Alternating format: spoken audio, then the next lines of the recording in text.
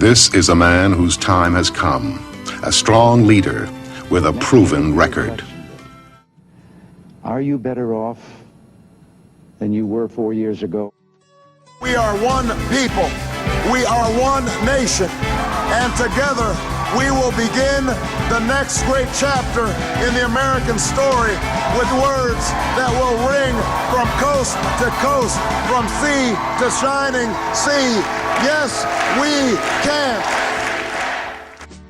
Social policy has forever been extremely important to the American public, and the mindset of the masses regarding these issues like religious rights and rights for the women has shifted copiously throughout history. In the 1980 presidential election, a conservative majority, backlashing Jimmy Carter's liberality and such leftist successes as Roe v. Wade, led a traditionalist Ronald Reagan into power. President Barack Obama was voted into office in 2008 by an extremely different demographic. His socially liberal stance on issues like gay marriage and women's rights appealed to a non-conservative demographic that had been growing and gaining power over the short 30 years since the Reagan era began. A major shift has to have occurred in order for Obama's election to have been possible. Ronald Reagan was, and Barack Obama is, extremely personable and charismatic, but their ideals about social politics are extremely different. The mindsets of the public are what got each of these presidents elected in 1980 and 2008. Religion, specifically Christianity, led Ronald Reagan to the Oval Office in the 1980 presidential election, while Barack Obama was forced to go head-to-head with religious fundamentalists in order to support his social policy. Roe v. Wade caused Catholics to turn against the Democratic Party, and this further contributed to the conservative backlash notable throughout the Reagan years. The importance of strict and traditional religious right decreased throughout the years between Reagan's campaign and Obama's. During the 2008 election, religious problems became less about creating a Christian country and more about the fact that the presidential candidate may be Muslim. While Reagan leaned heavily on his Christian background to give him some leverage, Obama simply touched on it while stating his ideals.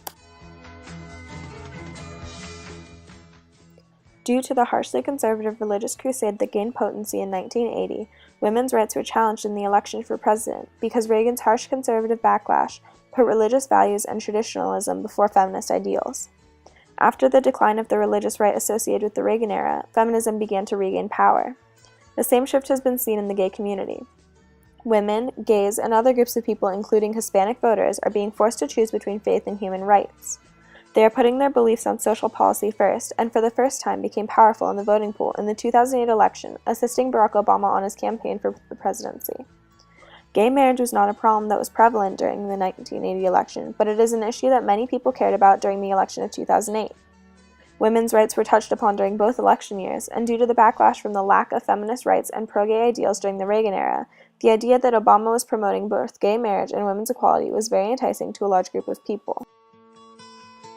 As I talk to friends and family and neighbors, when I think about members of my own staff who are in incredibly committed monogamous relationships, same-sex relationships, who are raising kids together, when I think about those soldiers or airmen or Marines or sailors who are out there fighting on my behalf and yet feel constrained, even now that Don't Ask, Don't Tell is gone, because they're not able to commit themselves in a marriage.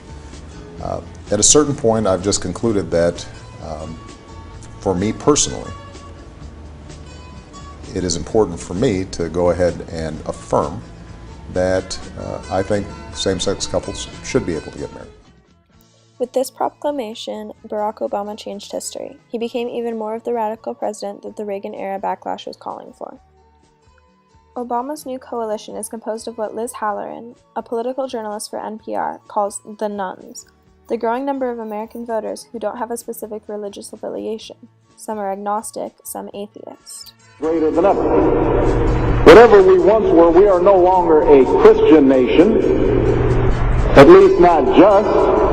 We are also a Jewish nation, a Muslim nation, and a Buddhist nation, and a Hindu nation, and a nation of non-believers. They are typically younger, more socially liberal than their forebears, vote Democratic, and now make up nearly 20% of the country's population. Exit polls suggest that 12% of voters on Election Day were counted as religiously unaffiliated. This is especially apparent in the youngest generation of voters who finally made their voices heard in 2008. Halloran went on to state that the polls showed the religiously unaffiliated voters are almost as strongly Democratic as white evangelicals are Republican. Their overwhelming support of Obama proved crucial in a number of swing states where the president lost both the Catholic and Protestant vote by single and low double digits, but won the nuns by capturing 70+% of their votes. The strong secularism of this demographic means their social politics lean heavily to the left. In general, they support liberal ideology on issues like gay rights and religious issues. This secular movement has been growing in the years leading up to the 2008 election, and Barack Obama ran his campaign with this knowledge in mind, which ultimately allowed him to break through Reaganism. And under the leadership of President Reagan, our country is prouder and stronger and better. Gone were the ads of the Reagan era, media directed at the aged white population and the proponents of religious right. Barack Obama utilized popular culture and appealed to the ever-increasing potency of this young coalition of nuns and the hip crowd of voters. Popular music and celebrity supporters just as often appeared in Barack Obama's advertisements as more serious media. He used social media to spread his messages in order to reach the youngest voters. For the first time, a presidential candidate took advantage of the contagious and excited popularity, and a movement was born among young people that had never been seen before. It was a creed written into the founding documents that declared the destiny of a nation. Yes, we can. It was whispered by slaves and abolitionists as they blazed the trail toward freedom. Yes, we can. The coalition that voted Reagan into office in 1980 has fluctuated dramatically and made way for a new liberal coalition, one that has dissolved the Reagan era and made way for liberal leaders like President Barack Obama. Change indeed.